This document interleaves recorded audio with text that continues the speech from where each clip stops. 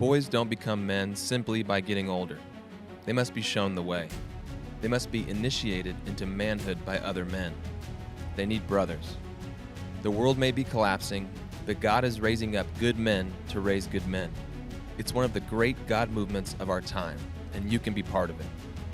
On the Dragon Slayers podcast, we interview ordinary men with extraordinary tales of conquering their fears and becoming fearless, loving men of God. Through their stories, you will hear rich wisdom, practical advice, and the value of brotherhood so you can stand out as a man among men. Warning, we will not mince words. We believe soft men and soft advice slay no dragons. So prepare yourself like a man. This is the Dragon Slayers podcast. Erik Knopf, thanks so much, buddy, for joining us.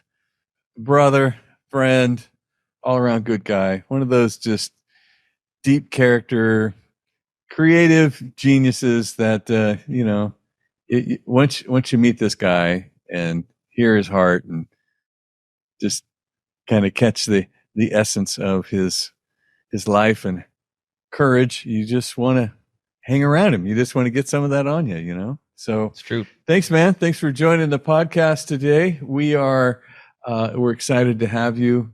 And just maybe if you could just give us a little bit of background and maybe introduce us to your love affair with motorcycles. Yeah, it's so great to be with you guys, man. And what an honor to be part of the Dragon Slayers. Been an entrepreneur my entire life, living these high stake lives. And so one of the ways that I have found that dissipates the stress and the chaos of my life is to twist a throttle and mildly threaten my life lap after lap. And so I love anything with adrenaline, but particularly dirt bikes is my thing. So yeah, it's a life passion, and I keep doing it. And my wife, the only requirement is I have to look like the Michelin Man when I go out on the track, fully protected with all my different gear. But yeah, there's a picture of my new dirt bike, which is, man, probably the most fun you can have with your clothes on. That thing is so much fun. Taking a line from Danny there, but yeah, the new dirt bike has been such a joy, and I love it, every second of it. Electric dirt bike. Yeah, it is incredible. It's 80 horsepower. Not that I need all that horsepower. Like a standard full size 450 is, 55 horsepower. So it's got 30 more horsepower just to, have you poop your shorts if you need. But it is unbelievable. And the thing I love most about it is that there's no shifting. It's just instant torque. And so for a goon rider like me who, is blowing out the berms in the corner and looking at a big old jump in front of me, to not have to get through a bunch of gears, you can just rip it and grip it and get over the jumps. So I love motocross. That's really my favorite thing, is to do the jumps, the obstacles. And so it's a blast, but that thing is so fun. When it came out for pre-order, I was the first one on it, and I just got here a little while ago. And so I've been having a blast on it. It's amazing. And somehow you figured out a way to ride a motorcycle in the snow. I've done that. Yep. Riding motorcycles in the snow. They have these little kits called timber sleds, and that is fun. It basically is like a snowmobile track mounted on a dirt bike, and that is a lot of fun because you have all of the benefits of the ergonomics of a dirt bike. You can jump the thing, you can do hill climbs. It's super nimble, and it is so fun. So yeah, that was me last year. And when you're not riding a motorcycle, you are actually holding onto a rope on the back of a pickup truck on a snowboard. Right. Yeah. So hobbies include mildly threatening my life. So I've got a buddy. We do a bunch of dumb things, but one of them is how to upset the HOA and how to, have a little too much fun within the legal limits. So yeah, in this particular little image there was, we had this huge snowstorm last year. Tahoe, which is where I live, got a ton of snow, and it's just feet and feet. And so we figure, what's the most fun thing we can do right now? And so we got a rope in a Toyota Tundra and just whipped ourselves around the neighborhood as fast as we could. Ticked off all the neighbors in the process, but it was so fun. My golden retriever dog, though, was having a blast chasing me, and in one of my big old corner turns, end up slicing her leg. And so got in a little bit of trouble with that, but fortunately my wife's a vet. And so we came back in the house and she sewed up the dog's leg in the living room. So it all worked out. Well, speaking of your wife, I've met Here we go. Neil, Yeah. And you seriously married up. I mean, that way out of my girl, league. Yeah. Yeah. Yeah. Yeah. She's a vet. She's I love the story of how you were helping her with the horse that time. Yeah. Was it her first time out or something, or what was going on with that? Oh man, there's way too many stories. What you're probably thinking about is she's a veterinarian, and maybe to back up the story. So Danny's, for those who don't know, he's really ribbing me that I married way out of my league, which is true. And you know what, my wife, if you met her, she's brilliant, she's beautiful, all the things. But yeah, way out of my league. But in college, the college was having a new president, and so there was this big inaugural ball, and she was a year ahead of me, and I had no overlapping classes. I had no intersecting parts of friends, nothing. I just was wildly attracted to her. I heard great things about her and had no transition to start a conversation with her. And so the president's ball is going on, and she's out there on the dance floor, and some clown is like dancing with her. And I'm with a buddy, and I'm like, man, like I might just go out there and dance with her. And he's like, no, you're not. I was like, well, I might. And so it kind of escalated. And in high school, swing dancing was like this big thing way long ago. And so I had taken some swing lessons. And so basically, which is just an art form of keeping your partner really dizzy and making it look good. So I weaved my way onto the dance floor, grabbed Camille's hand, threw her in a spin, and just kept on spinning. And the crowds kind of moved around, and we had like the center dance floor. And my friend's jaw is just on the ground, could not believe it. And I'm like, this is like, I've peaked. Like, this will never be a more courageous moment of my life than right now. It's working, And so then the next song came on. Totally. And so the next song came on, and I did not leave. I'm like, I'm going to stay here. I'm going to like keep doing this. And so we danced for the remaining four remaining songs. And then I walked her back to her room, and, we're just kind of like getting to know each other. And so I asked her on a date to go surfing. And so, a couple of days later, she, agrees, and she gets in the truck. And before we leave, she's like, just so you know, I'm not looking to date anybody, which I don't know if you've ever started a pursuit of a dating relationship that way, but it's a great way to boost your confidence out of the gate. So, but it created this long journey of like, if I can't win her, I'm going to ruin her for any other man who takes her on a date. And so I just went over the top on flowers, adventures. I went to like this really fancy restaurant in Santa Barbara, and I paid whoever the maitre d' was some ungodly sum of money. He's like, I want dinner here on the roof. And he put dinner up on the roof for us, and served us there. Is incredible. So anyways, chased her for many months until I heard the three words I've always longed to hear from her, which was, I give up. No, I'm teasing. No,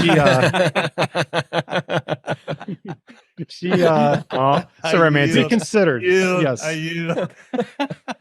So, yeah, I mean, funny. I mean, that's our story is she was on her way to vet school, pursuing a big career. And I was this high flying entrepreneur, high risk, borderline homeless guy, in college. And so, she wasn't looking for a relationship given that her future, education. And so, but yeah, we started dating her senior year. I proposed a year later, and we got married right after I graduated from college. And so she's a horse veterinarian by trade. And so in the early months of her practice, like I, of course, being an entrepreneur, like really persuaded her to start her own practice.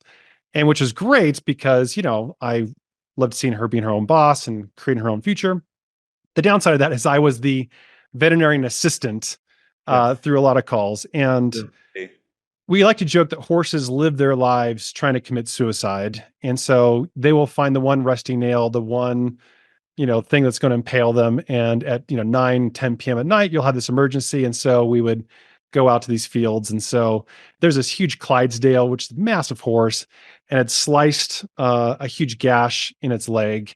I mean, blood's everywhere. And so my job is to hold the leg while my wife does an injection to block the nerve. And so I'm sitting there like I'm holding this Clydesdale hook, which is like the size of a, borderline small pizza. It's huge, and it's like taking all my energy. And so she has like this huge syringe, and she's, putting into the nerve, into the skin, and pushing the plunger. And as she's going, the horse kind of jostles, and the tip of the syringe comes off, and all of the injection goes straight into my eyeball. And she's walking back to the truck, like, all right, that's part. So I'm like, it's in my eye. It's in my eye. And she's like, what do you mean? It's like, all of that, it went in my eye.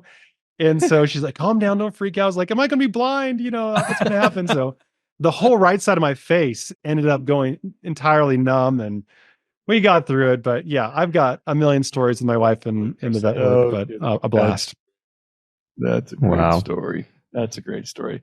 You in our world, you are famous for your love and stewardship and even architecture of corporate culture. I mean, you've been a guy that has it's just against all odds, you've taken the corporate culture bull by the horns, and you have wrestled that bad boy into submission against better counsel, I'm sure. And right. And you win. You're in the tech industry. You are in a high turnover industry, and you have turned the tide. Why don't you talk just a little bit about, how that became so important to you, and maybe just give us a story of how that has been tested and proven true. Yeah. I've been at this for about 15 years. My wife does not allow me to refer to my business as a startup anymore, even though I still feel like it's a startup in many ways. But today we're 100 people. But when we started, we had no outside funding. No VCs would take our call. We couldn't raise money if we wanted to. And so we just kind of cobbled together this side project and just kept on investing into it. And I came from the motorsports industry. My very first job when I was 16 was like this really like tough guy. And he would yell at his employees, and he would come in and he would rule with fear and, step in like, you guys making me any money today? And what I found is like, we'll usually pattern the authority that's been modeled for us to other people. And so early on, raising a tech company, we have no money, we have deep competitors, a challenging market. And I found myself, defaulting to this kind of fear, control, manipulative kind of leadership style, because that's all that was ever modeled for me. That's all I ever knew. It like made me perform. And so, I certainly passed it on. But a number of years later into it, I was really awakened to this notion that the most strategic tool that God is using in our era is the new venture, the business venture, the startup. That if you're going to reach 1 billion people, you're going to go through some business that has not been around for very long. And so the thesis was, let's intervene with these entrepreneurs, help them rethink their business as not just a way to get market share and drive profits and earnings and increase shareholder value, all those things, but make it a force for good. And in particular, I was really humbled by the fact that I did the math that 40+% of our adult lives will be spent at work. And when you think of work, it's oftentimes the source of a ton of our anxiety, a ton of our stress. All the relationships that we hate are there. Like we have all these dynamics. We bring it home. That gets infused into our marriages, into our relationships, into our life, impacts our sleep, impacts everything. Wow. And just ask like, well, what happens if we start to redeem work and make it this really enjoyable place to be, where your life actually gets better? We believe people's personal lives influence their professional lives. Like people's marriages, you'd say, well, that doesn't concern me. Well, no, actually it does. Like your marriage actually comes into work and shows up in your work. And so, yeah, we have a vested interest about your marriage, about your kids, and about your whole entire life, your finances, your fitness, your health, everything about you. When that gets loved on and redeemed, man, some great things show up in work. And so we would try these little things, from dating and relationship classes to Dave Ramsey. We would do this couch to 5K. We do fitness things. We do challenges. But then we also integrated fun at the office too. We tried to make the office, this place that you love to go. So we had hammocks and beer on tap, and we had projectors that would show continuous loops of the office all day long. And we do like just a bunch of like silly things. And what happened is our performance went through the roof and our happiness went through the roof. I've got a lot of people right now that are passing 10 years with us. It's wild. And probably 5 or 6 people this past year for the first time got out of debt from something they tried with us, 5, 6 years ago. But all of that started to culminate into, wow, we are really competing at this incredible level. Our nearest competitors are 10 times our size. And every day we're shipping new features, we're growing the market share, we are winning the deals, and we're doing it with a disproportionately small team who stays longer. And so we believe that the intersection of their personal lives, when in harmony with other people in relationships, creates this 10x result, and everything around you gets better. And so from the company culture perspective, we just asked, how can we advance people and get away with it with the business? We still have to have growth. We still have to have revenue. We still have to have profit. But man, what are the wild things? What are the rules that we can break to bless people and to help people thrive and flourish? And so it was one day we were doing some offsite party thing. I think we were wake surfing or something. And I love to surf. My co-founder, John, he loves to surf. And so we're kind of ruminating on this thought of like, how do we kind of break the rules of company culture? And one of the thoughts was like, well, let's do a trip together. That'd be kind of fun. And maybe a company might do a sales trip for the top 5 executives that are the sales leaders. If you're lucky, maybe their wives can go along and be told to like keep themselves busy, right? What we want to do is say, well, let's take everybody at the company. Let's take every single one. Let's also take their spouses. And let's take their kids. Yeah. And our very first year, we're like, and let's go to Costa Rica for a month. Like, here's when the plane leaves, here's when it comes back. And it was incredible. And so to be together for a month long in Costa Rica, I mean, we rerouted our cell phones there. We rented another condo, made our office. It just was wild. But what happened is people's personal relationships with each other and their marriages, and how spouses got to know each other and kids became friends, something magical happened. And again, on this continual thread of generosity, but blessing people and their families and being wildly generous to the extent that we can, just like kept going and going. And it was just such a blast. So the picture on the screen there is last summer. That is 223 people in Cancun. So we can't do the trip anymore for a month, just based on logistics and things, but that is this past year. And so right now we're in the midst of planning for our trip for this summer.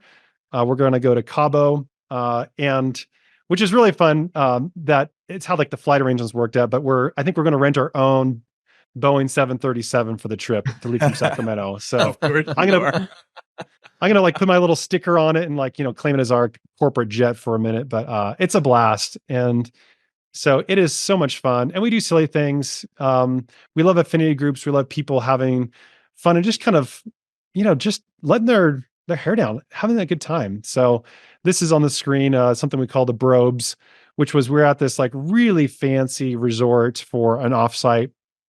And it's like the nicest accommodations any of us have ever been at before. And so I'm like, hey, have you guys checked out these robes? It's like, this is like, Persian kings wear these things, And so out at this like resort, they have all these fire pits and bars and all these people that are dressed really, really well. And I said, go get your robe. I'm going to be pouring drinks and lighting cigars. So meet me on the, patio there. And we had just the best time making buffoons of ourselves out there together in the robes. And so anyways, it's a silly thing that, we continue to do, but all that has been great. And yes, it has been great for the growth, for the retention. As a tech company, we've got in the mid 90s% retention, which is just amazing. Because tech companies typically have higher turnover than retail. And so we found that, man, these people are doing great work. They're staying a long time. And so we were just having the time of our lives. And so to give you context, in 2019, we did our annual company trip. We went to Belize. And just because it makes the story better, we rented a private island for the 4th of July, which is not that expensive in Belize, but it was really cool. And we felt really, really cool at the time. And it's 2019, and we think we're just unstoppable. And we're going into 2020, and we are just, 2020 vision, the roaring 20s, all the things, every number is going in our favor, and we feel unstoppable. And then March 13th, California and the ruler at the time issued a decree that all public gatherings were canceled. And our software is event-based software. We make software for event registration, event ticketing, people attending large things in mass. And so when that happened, I was actually with Danny and these guys here, but when that happened, we get these notifications of events being canceled. And so I get these notifications of this event, 2,000 people canceled, this event, 4,000 people, this event, 9,000, 20,000, 40,000, 60,000 person event canceled. And we make a small amount every single time someone buys a ticket. So anyways, our revenue graph, because of COVID and the cancellations, the revenue graph goes to zero, like straight down to zero. So revenue's gone. Wow. But then all of those cancellations, which we didn't think about at the moment, is they're all creating mass refunds. And our fee is captured when people pay. So when there's mass refunds, about 4 or 5 months of our revenue got clawed back and sent back to the original buyers. And we found ourselves in March with like 20 days to live. And so here was just this dramatic moment where all of a sudden we're on the highest of the highs, feeling unstoppable. And I'm staring 40 people on a Zoom, telling them that we don't have a future, that there's no future for an event company in a pandemic. And we looked at some studies of like pandemics, and pandemics last 3 years. It's like, yeah, people think they're going to come back, but this is not going to be fast. It's not going to solve our, crisis. We're heading for a cliff. We're going to hit it, and this is going to be bad. And so we sought wisdom, and the advisors at the time said, the kindest thing you can do is to let all your staff go. Cut deep, cut hard, cut now, allow them to go find what's kind of next. And so we just were so broke that, we couldn't afford to lay people off, because when you do a layoff, you have to pay their sick time and vacation, any accrued things. And we didn't have the money to do that. So we called our advisor, like, what do we do? Like, we are so broke, we can't afford to lay people off. And he said, just give it a second. There's some legislation that's coming through that might buy you some time with payroll protection. And so we decided to wait.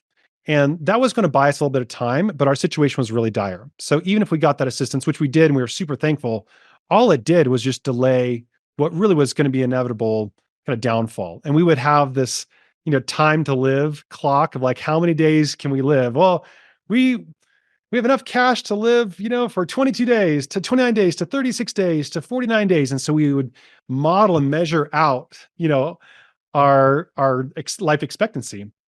And in that process, we just wept with our team. We were honest with them. We said, this is going to be bad. But we had been making phone calls and had found jobs lined up for a number of people, try to give them, even though that we were in dire straits, let's help care for our team. And we helped place a lot of people. And then we said, hey, this is going to be bad. We got this PPP thing. It might buy some time, but this is still really bad. And if you can go get a job, go get a job. And every single one of the staff members decided to stay. And Alex from our team, I'll never forget it. He said, there's no sinking ship I'd rather be on. And we said, all right, if you're going to stay, like, this still might hit the cliff, but we're going to fight like mad and go crazy. So we then decided to build and create about 20 plus different features that would help people during the pandemic. And the whole story is great. I'm getting a little long here, but it was this incredible comeback that we went through, and we saved every single job. We didn't have to do a single layoff.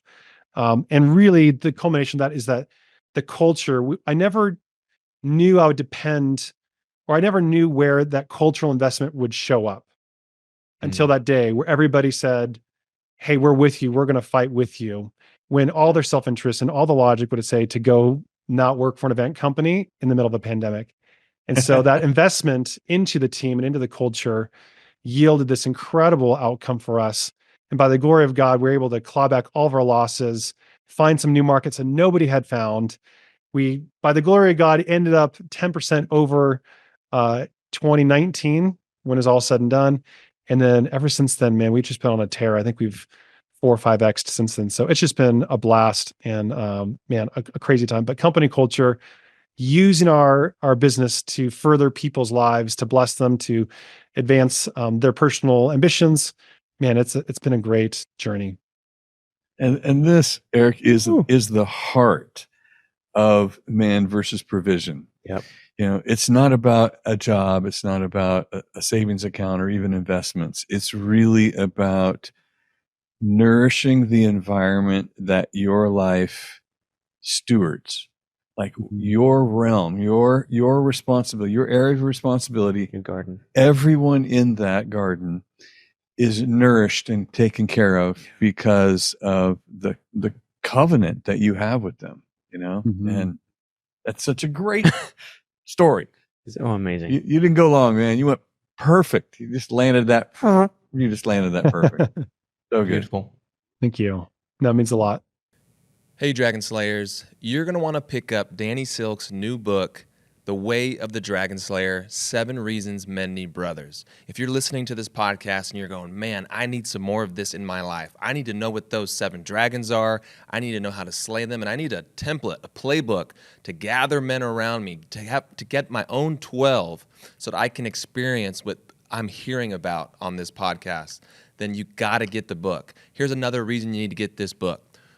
Every single person who pre-orders the book right now is going to get an exclusive Zoom interview with Danny and John Eldridge. I mean, talk about a couple of mighty men of God. They're going to impart some wisdom on you and some practical advice that's going to change your life. Everyone who pre-orders the book gets that. But guess what? 250 people who pre-ordered the book are going to win exclusive Dragon Slayers merch. We're talking about single release merchandise. You're going to get a hat that will never reproduce again. You'll be one of the OG original gatherer, a legacy founder member of Dragon Slayers. And here's why you definitely want to pre-order the book.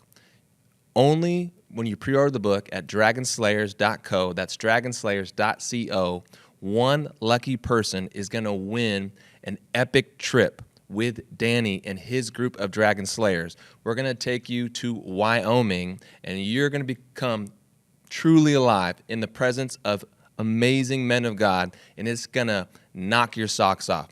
All you need to do to get involved, to punch your ticket for all of that, is go to dragonslayers.co, that's dragonslayers.co, and pre-order Danny's new book, The Way of the Dragon Slayer, 7 Reasons Men Need Brothers.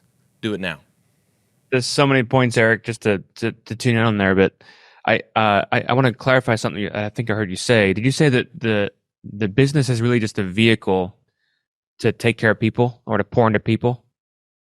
Yeah, that's kind of my belief and thesis, that we can weaponize our business for good. It's this area that no one has thought about. No one has thought about in order to grow, in order to compete well, in order to captivate your markets, in order to perform at the highest level. What if, rather than trying to squeeze out more productivity, you invest into your people and we're wildly generous with them? And generosity is, close to my heart. And I think it's a demonstration of my faith. But when people get better and when they are blessed and they are fought for and cared for in that way, it's amazing what happens on the business level. And so people who stay a long time, it's a competitive advantage. Nobody has our retention rates that we have.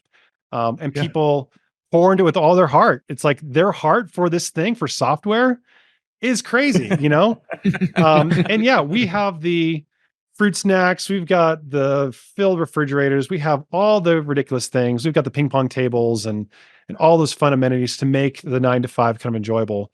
But the most frequent thing I'll hear after someone comes and works for us is probably 3 or 4 months later, I'll hear from a spouse. And a spouse will reach out to me and say, hey, I just need to thank you. My spouse, the job's great, enjoying that, that's fine. But man, he's sleeping better. She's more intentional with the kids, lost weight, like stress level, more present, all these things. And just like our family has received this incredible gift that we thought we were getting a job, but we actually got a whole transformation of the family. And it's just the most joyful thing to hear, and you bless people with their hearts and they reward you with their efforts. And that allows us to be on this incredible thing together. Good. Can we all come to work for I was you? gonna say, everyone's looking up like, where start a career now? Just Web Connect. just the last thing I job want to point out. application.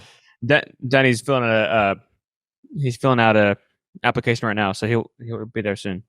Loving on purpose is we're gonna lose Danny.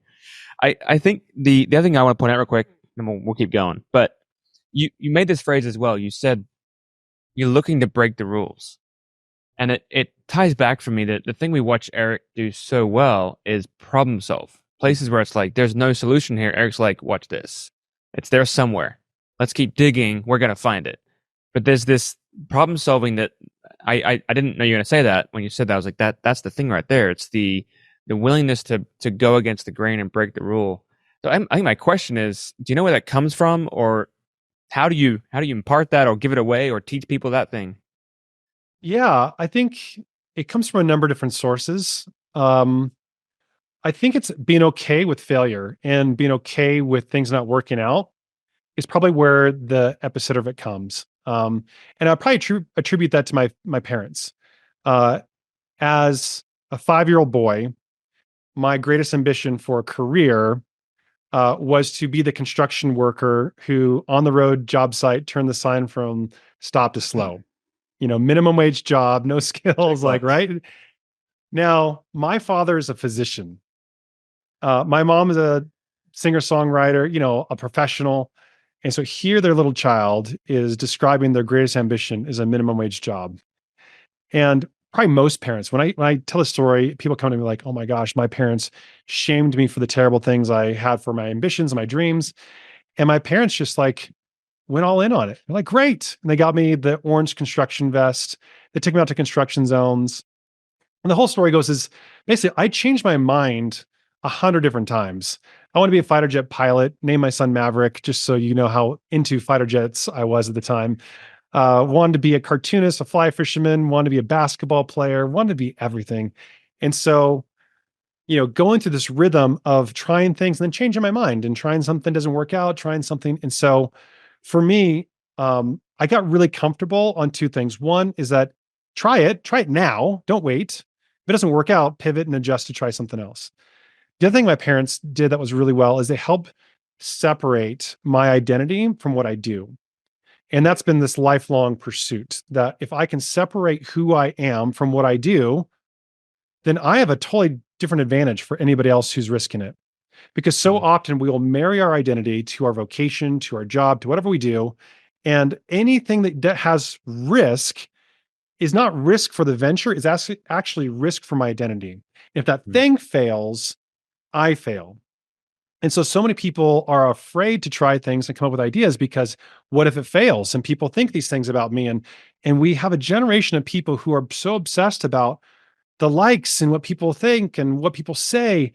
And they're bringing down their entire future and their entire destiny to the opinions of people who don't know them.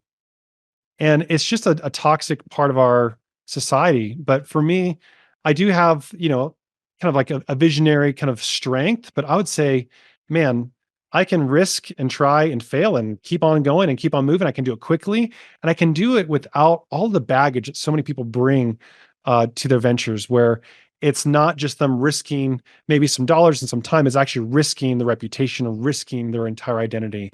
And so those are some of the things for me that I feel, really help me and give me a leg up on approaching a problem. Like, what's the worst that can happen? Well, the worst is that we're going to go out of business. The worst that can happen is that it all goes down in flames and I'm working the Taco Bell burrito station, which like I love Taco Bell. So what's the best that can happen? I'm going to say, you would love that. What's the best that can happen is that we fight our way out.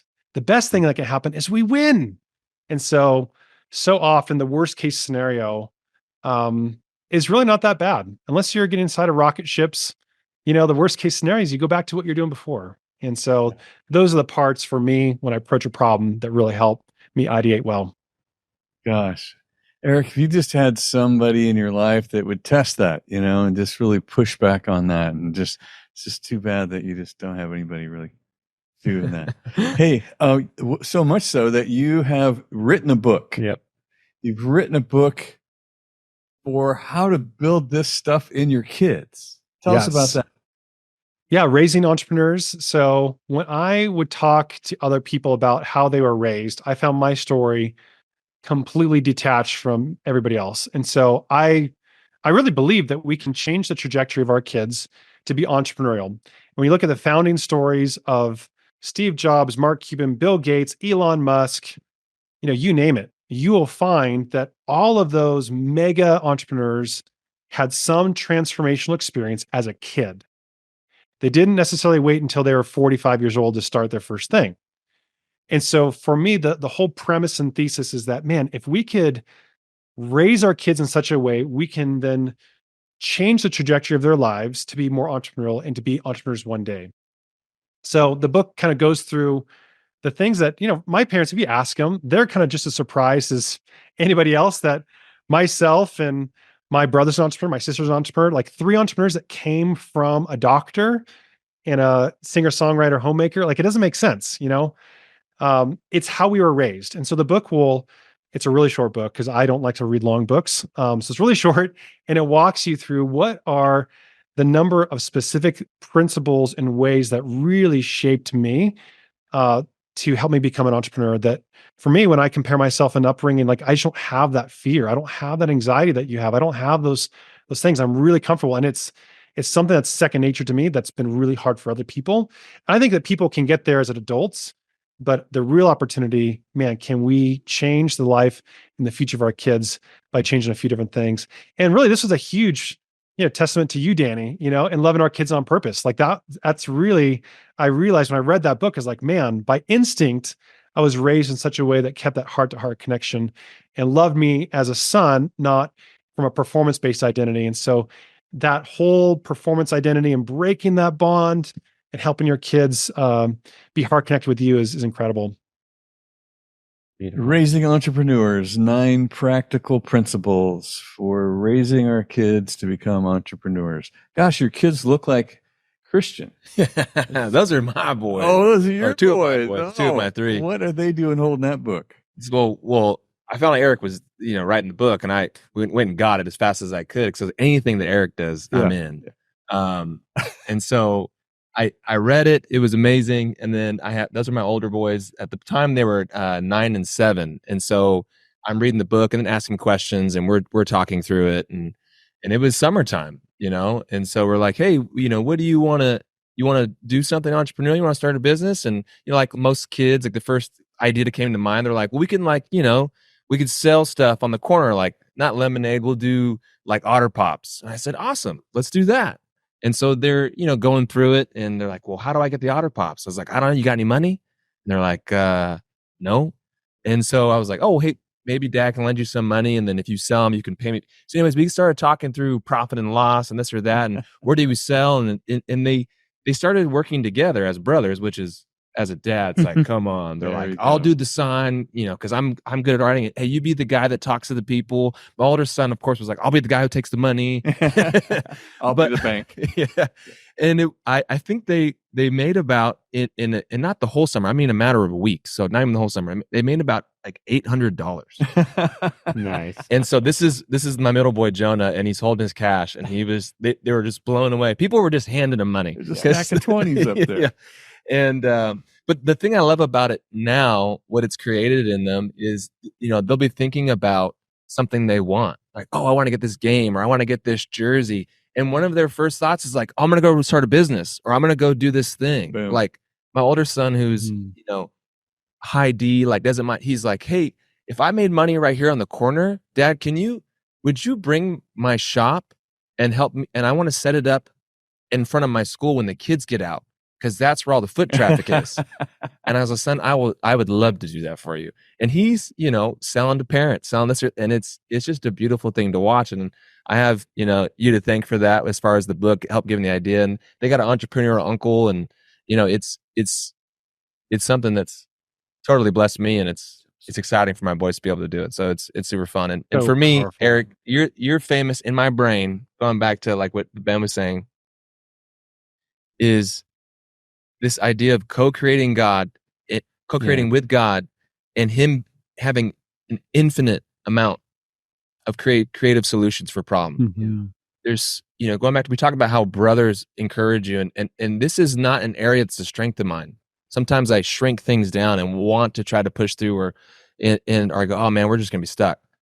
And when I get around you, or I even think about you, you're synonymous with that. Is like, okay, there's solutions here. There's creative solutions here. I can go to Jesus. I can go to God and say, how do we do this? What am I not thinking about? What opportunities? What would Erik do? What would Erik do? or even the way you say, like, what's the worst that could happen is what's the best that could happen? Like, so many people don't think that way, and it's so awesome. So I think if you're listening too, and you're kind of going like Ben's question, how do you be like an Erik?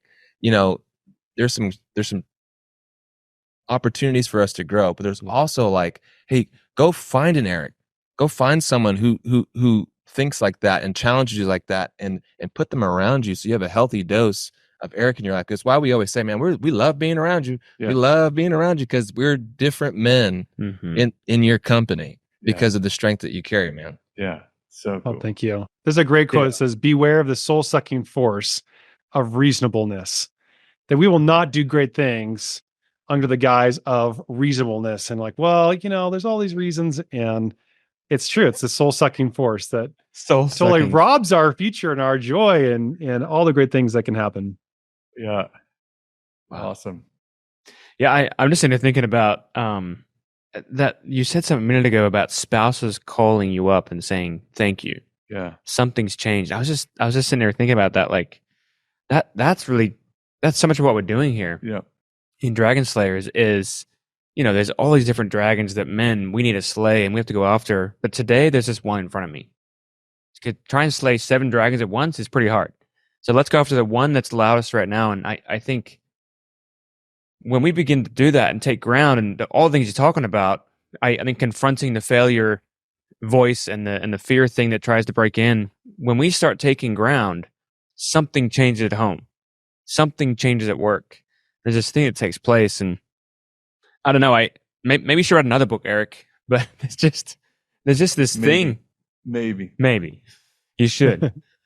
But there's this thing inside of you that is just so contagious. I think that really feels like a huge part of the heart of why we're doing what we're doing right here. This podcast, this book Danny's writing, this movement that we have helped launch together.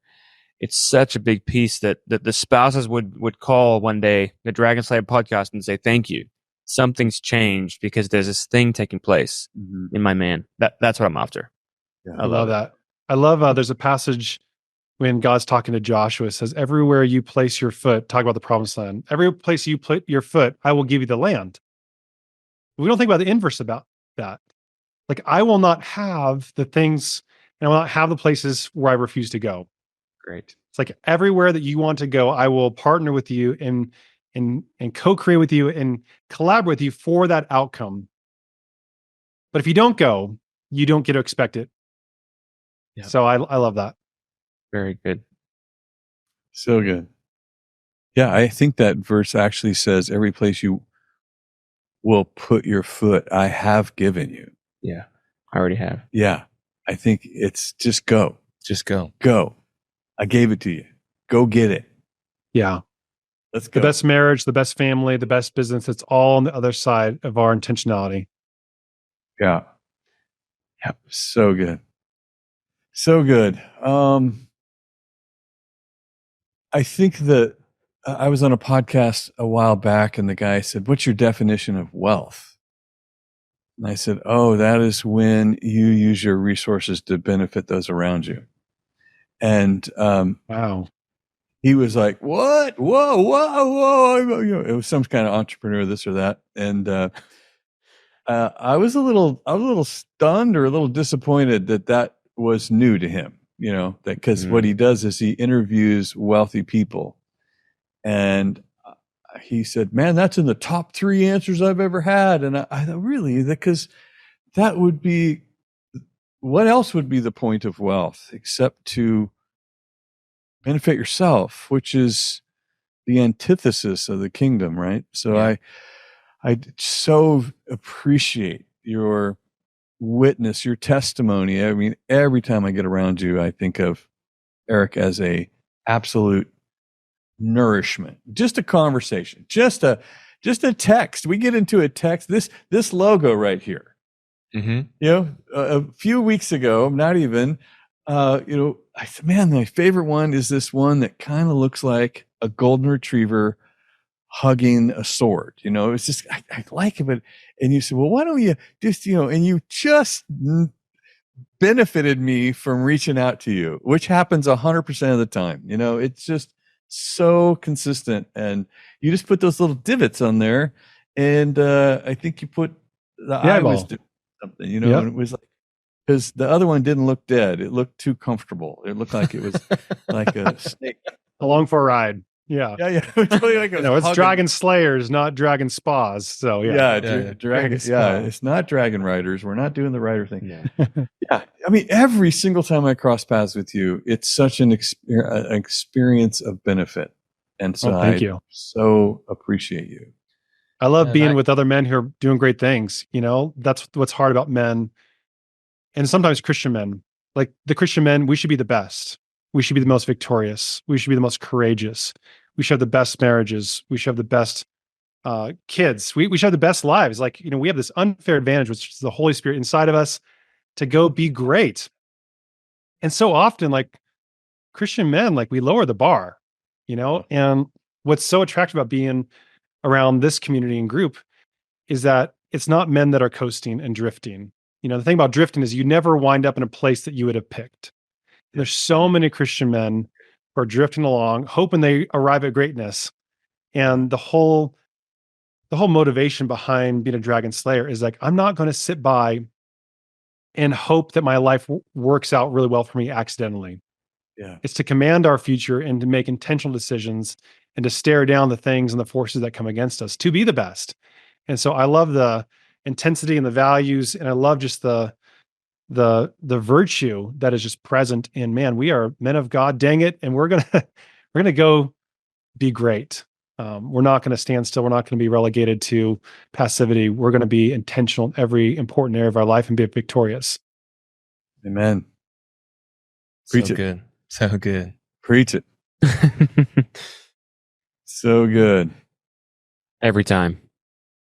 I'm still looking at that verse. I can't find it. I'll just say that I'll go take it back to what you were talking about, you just being a man in your environment.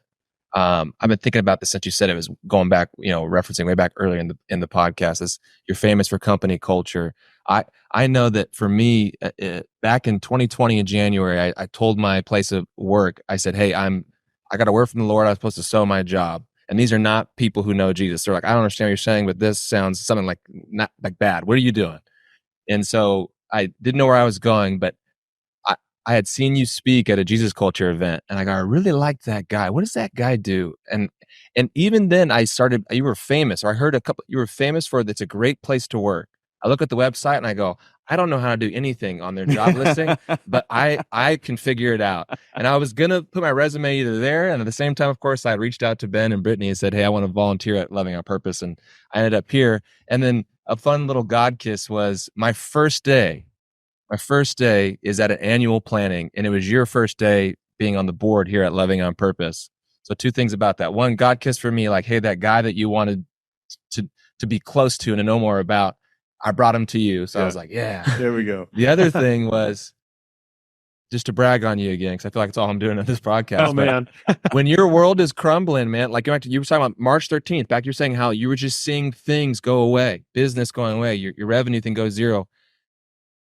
I watched you be completely present and joyful as a volunteer board member of a nonprofit organization.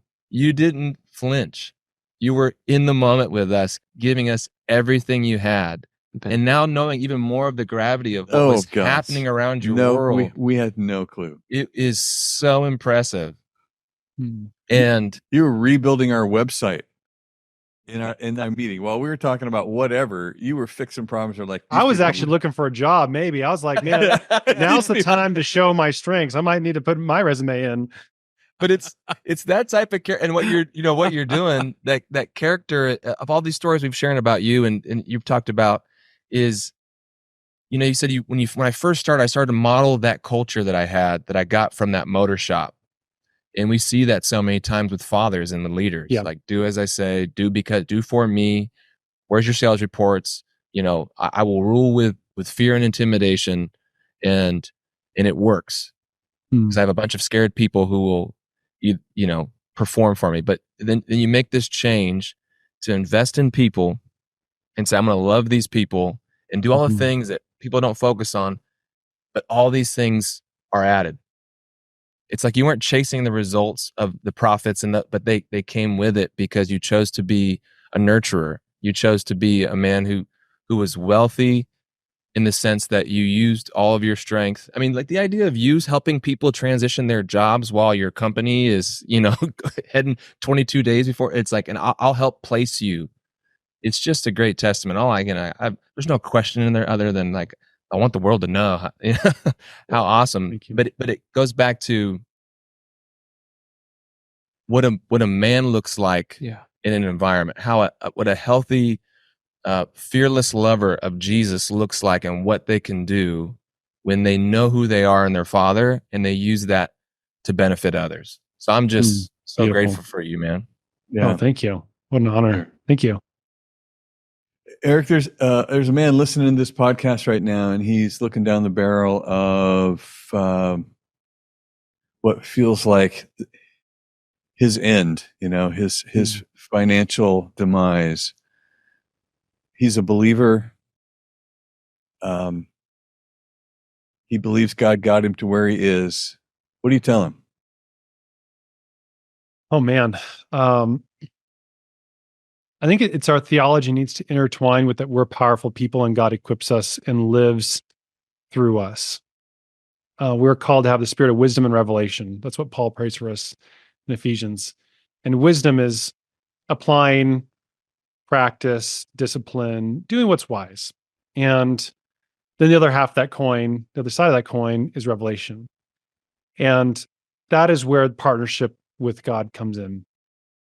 And that was our prayers. Like, God, we need to see things that no one else has seen. We had some incredible encouragement to people that they gave us verses and passages that basically came true. It was just so wild. And we found ourselves in a position where we need to balance wisdom and do that. And wisdom at that time was like, lay everybody off. That was what wisdom was, right? You have no money. You need to get rid of the things that cost you money. Like, that was what wisdom was. But revelation is teaming up with God and asking him to co-labor with you in your efforts. And so I think for me, that is where the massive opportunity is. And our prayer was, God, we need to see the things that nobody else is thinking, seeing, trying. One of the words that we got was somebody kind of gave us a pop quiz. They said, hey, do you know how many stones David walked on the field with? I was like, I guess I've never thought about that. I know at least one, and I had no idea. And he walked on the field with 5 smooth stones. Like, we wrote the story about the one. Yeah. We never learned the story of the other 4. It's good. And so one of the things that we felt for us is that we're going to have to throw a lot of stones. Like, we weren't going to have one, quick thing. And so for us, we launched 20 plus different things in 2020 to help, like 20 different stones, like this and that. And we launched side businesses. We did all sorts of things. And so to that man who's kind of looking at kind of their end is, 1, is partner with God, but 2, go and gather yourself a handful of stones, not just one. Don't just like send one email out. Don't just try one thing, but man, go grab a riverbed of stones and start throwing them down the field. I love Ecclesiastes 11:6. It says, sow your seed in the morning, and in the evening, don't let your hands be idle, because you don't know which will be successful, this or that, or both do equally well. And it speaks to, I think, our tendency to try one thing. We're like, all right, God, I'm going to give you a chance. I'm going to give you one thing to breathe on and go all in on. And I think we don't know. We don't know how things are going to go. We got to try a lot of things. So be a person who tries a lot of different things and to cast a lot of seed. Because we, even like the parable of the sowers too, like, seed is cast here and there. And there's varying outcomes. So don't be somebody who puts all your eggs in one basket, try one thing to make it happen, but be someone who does a lot. But I'd say even before that, the person who has everything going right, man, work on your life now to prepare for the crisis, because when the crisis comes, you won't have the time or the ability to prepare for it when it happens. I think of our journey through COVID in not knowing that God was fathering us and building this intentionality, both from my own personal spiritual formation to my identity to relational skills and culture and leader, a whole bunch of different things, not knowing that I was preparing in this off season. And then one day I woke up and it's the championship and I was ready. And I felt like in that moment, I wasn't ill-equipped. I was actually really prepared. And I was getting friends who meant well, sending me sermons and sending me links of like how to develop strength and how to overcome fear. And it's like, you don't want to learn how to develop power over fear when you're staring the most terrifying thing in your life right now, and that's so key. Prepare now for the great challenge so that when or if it should ever come, you're ready and you're not caught flat-footed. It allowed us to not be reactive, but to strive forward. And what I love about this is, take any one of the dragons here. You need to prepare today, even when you can't see the dragon, for when it will show up. Don't wait for it to show up and figure out, man, how do I use this sword here? And, does anybody else have a fire torch? You don't do that. Prepare now, even when things are great. Prepare your life now in such a way that should the battle come, that you will be victorious and it won't even be close. Yeah. Amen. Amen. Wisdom and revelation. Yep. And be prepared. That being prepared, one of the things that reminds me of how do you prepare when you're not in it? And one of the things about being in a band of brothers that's so beneficial is when I'm in covenant relationship and my brother's sharing something, a battle that he's in, I could bring my strength to him. But there's so many times I'm going, oh man, I better take a note. I need to take a note. I need to go see how we're doing on that front because it seems all right, but oh man, I got to go. That's a great reminder. Yeah. And so it's so helpful to be around other men to help keep you sharp. Yep. George told me his wife left him. I think I'll go home and kiss my wife. Yeah. It's not the time to start working on your marriage after she leaves you, right? Brittany found it's going to end with this. It just reminded me of a quote. Brittany found a quote just recently by Kobe Bryant, and it says something as simple as, don't try, train. And it's just been in my head since she found it. And just hearing you say that, we're not powerless people. We're not trying. We're training for the dragon. So awesome. And have a vision for it too. I mean, what I love about this is it casts a vision for what's capable and possible in all of our lives, and maybe you're like, wow, I haven't met that dragon yet. Well, train for it, and as you hear these other stories from other men, it's sobering. You hear of just, gosh, I had somebody really close to my life and just their whole life fell apart, and it's just so devastating. You're like, teach me, tell me, what were the signs? Things can go slowly and then they can come suddenly. And so to be part of groups where you can dialogue about that and then you can have your senses on, almost testing the winds, when the winds shift, it's anticipating, oh, okay, I should actually have my eyes open for us and not be caught off guard for when these challenges come. Yeah, and certainly not get caught by yourself. It's best to be surrounded by wise, godly men that can tell you, if you're not seeing the sign of the times, one of them will, and say, hey, dude, pay attention. Erik, thank you so much, buddy. This has been brilliant again. I love being with you guys. Thank you so much for having me and all the wonderful, kind things you guys said about me. I'll be sure to write them down, send them to my wife. No, my wife and I agree. Did you turn this up loud enough for your wife to hear? Yeah, totally. No, it means the world to me, guys. And I really appreciate to share space with you guys here and to your audience. Means the world. Thanks, Erik. Thanks, Erik. God bless. See you, buddy.